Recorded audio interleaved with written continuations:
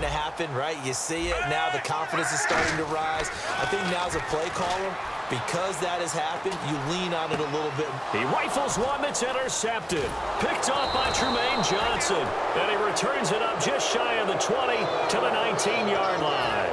And now out on the field, here comes Los Angeles. And on the last drive, they were in field goal range. They just opted not to kick it, didn't get it. How does that change the mentality this go-around? I don't think it changes much for the head coach because this is what he preaches all the time. Attack at all times in any spot on the field, and he likes touchdowns, not field goals.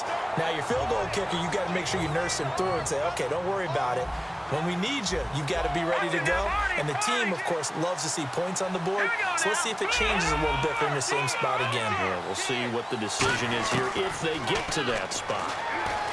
Back to throw, Goff. Over the middle, he hits Austin. And he gets this one just shy of the 40. They'll mark him down at the 39. Quarterbacks love slant routes because the receivers are breaking right into their line of vision. And receivers love them as well because they're getting the ball on the move and able to catch it and try and get upfield and gain additional yardage. The completion good for 3, and it's second down. In recent years, the slot receivers really gained stature in the NFL because they can do so many things. Yes, they can line up wide like your normal wide receiver, but to have that kind of courage and toughness to run routes in the middle of the field and become dependable targets for their quarterbacks and move the sticks, those guys are worth their weight in gold. After watching him drop that slant, I can hear my old coach's voice ringing in my ears right now. You can't run with the ball until you catch it. Trying to get those rack yards before he secured it. And the offense looks to pick up the first here on third after that incompletion. Again, Goff. And he couldn't hang on to it through the contact. Incomplete. It looked like they had something there, but I think that he was thinking about running with the football before he actually hauled it in, and that led to a big drop. So it looks like the offense isn't going anywhere. They're going to go for it on 4th and 7. They are going for it. Goff. And this time he's got the hook up. It's complete. And he has the first down yardage before they bring him down right at the 45. I don't know if I agree with that. I guess they don't care if I agree with that. But, boy, you have to be surprised by that, right? I definitely was surprised that they decided to go for it in this situation. But they must have either felt like they either had a great play call on or they're trying to show extreme confidence. He was looking for the tight end, Lance Kendricks, there. And that'll bring up second down. And that drop will cause a little bit of angst for the play caller because you know they've worked all week game planning and flexing the tight end out and making him a matchup issue for the defense. They had what they wanted, and he drops the ball. Yeah, just couldn't hang on to the slant. They go play action with Gurley. Now Goff. And it's incomplete. Took a shot, couldn't connect. Bradley Marquez, the intended target, and it's third down. Here comes the 8th play of the drive, and they need a full 10 yards on third down. Throwing again is Goff. 2 minutes to go here in the first half. And that one drops incomplete as he got popped as he was throwing it. We're back to Baltimore after this. The 3 straight incompletions, they don't care. That hasn't dissuaded them. They're going to go for it on 4th.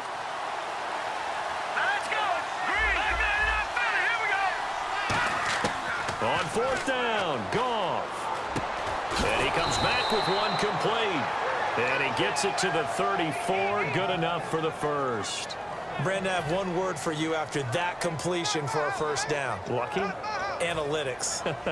Well, the analytics say punt the football there.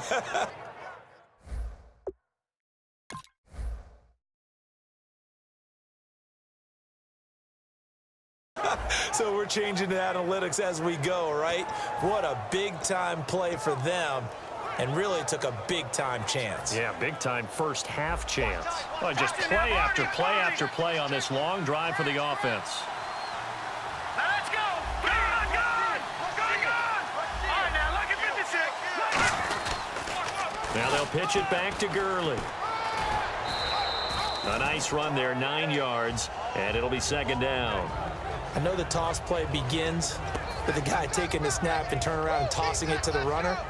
But where the real intrigue is Can they seal the edge, whether it's an offensive tackle or a tight end, in the direction they want to run the football? If they do that, that's the result that you get, that type of a gain. If they don't, oftentimes it's not a very successful play.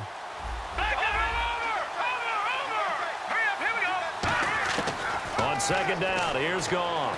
He's going to let it go deep for the end zone. And oh, not only did he drop it, he dropped it in the end zone.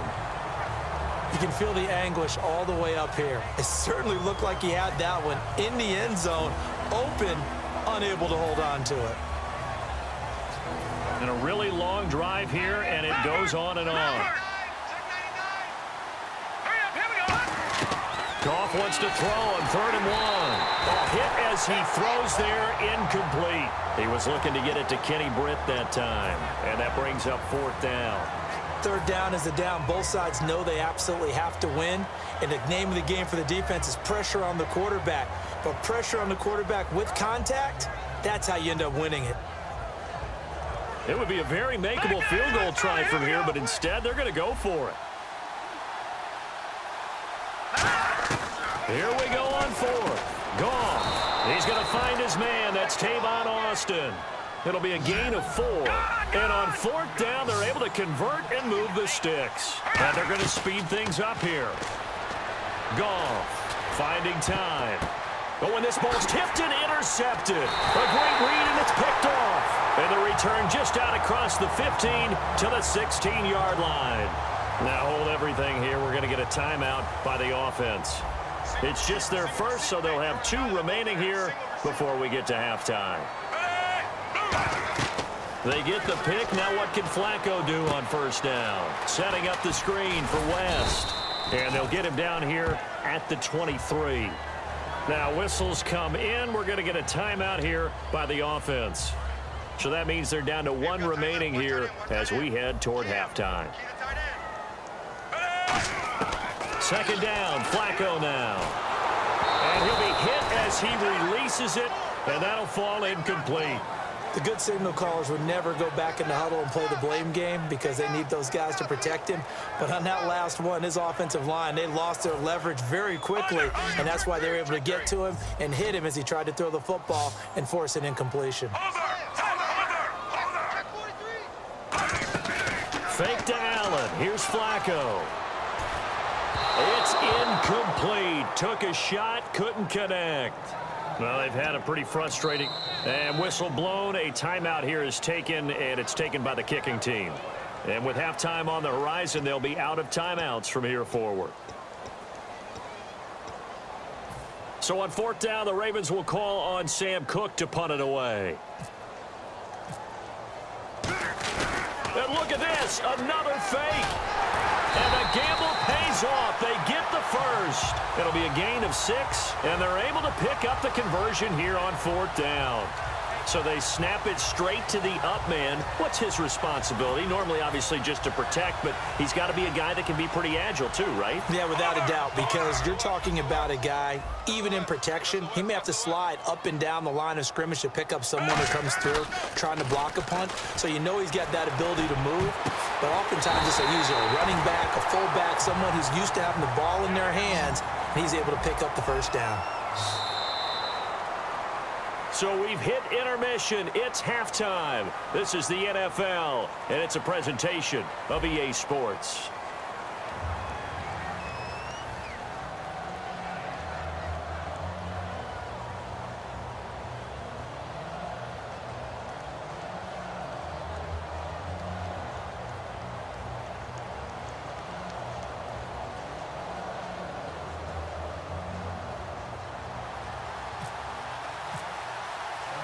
So both teams have their marching orders, and we'll get going again here in quarter number 3.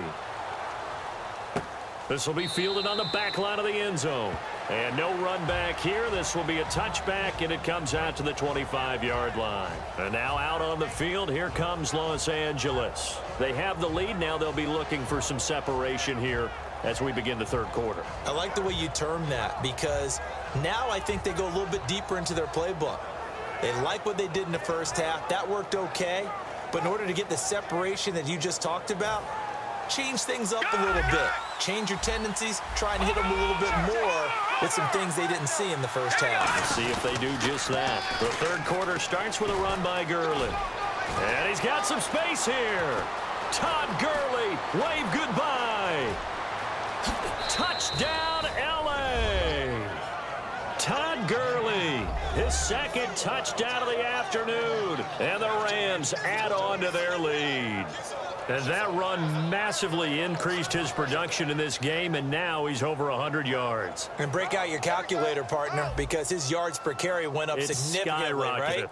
Big-time jaunt all the way to the end zone. And it's good to make it 14-0.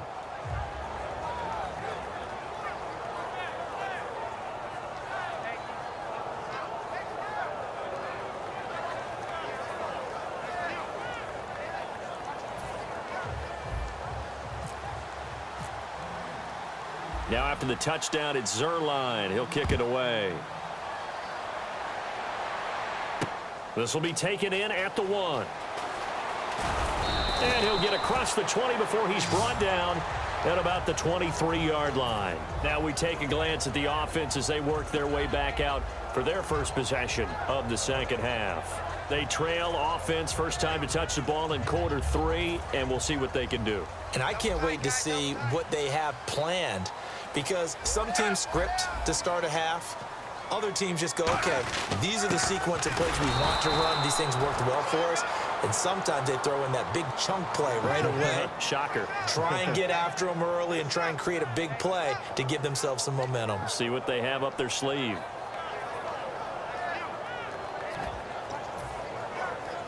So the defense has put them in a tough spot. It's 2nd and long. They come out with 1 back and 3 tight ends. Over the middle to Smith. And he's eventually brought down, but not before he reaches the 39, just shy of the 40. So they're on that play offensively. They ran the crossing route. Defense was in zone coverage. So as a former DB, how tough is it to defend that? It's really difficult because your natural inclination is to chase the receiver and maybe leave your zone. So you have to have discipline in order to talk to your other coverage guys and let him know that that receiver's crossing from your zone to the next zone. He's coming your way. Make sure you have him. And then when the ball is actually thrown, secure the tackle. When they're moving on crossing routes, if you miss a tackle, it usually results in a big play. Looks like the defense in press coverage here. Now Flacco, and it pops free. The collision there jarred the ball loose and brings up 2nd down. Down here in the red zone, you know your tight end's going to be a favorite target. Couldn't hang on. And sometimes they just have to get out of their own head because they understand how tight windows are there and how many bodies are there. And sometimes... And he's going to be intercepted a 3rd time. Picked off by Alec Ogletree. And a big turnover there as his guys will get the football back. Now the Rams offense, they work their way back on the field. And coming off a 1-play drive that was so deflating for the defense, what's their mentality? How do they rally here and stop this offense? Well, hopefully there's some determination that sets in because they weren't ready to go on the last one. Give all the credit to the offensive guys for getting it done, but to allow a run of that length, that's just not being prepared. So now, are they determined? Are they ready to read their keys and make the proper plays? And we'll see how determined they are.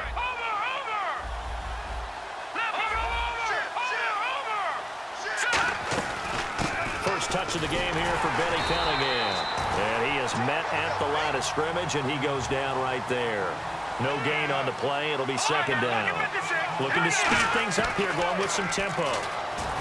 Now gone. Sideline throw, it's complete. And a nice job there of keeping the toes in bounds. If you're running out route, it's likely you're going to end up near the sideline. And what did we just see there? You got it. The benefits of practice. Toe tapping, foot dragging, picking it up, and making sure it was a catch. On 3rd down, they'll run it with Gurley. And some space here. Todd Gurley, wave goodbye. Touchdown, L.A. Todd Gurley, 75 yards. And the Rams add on to their lead.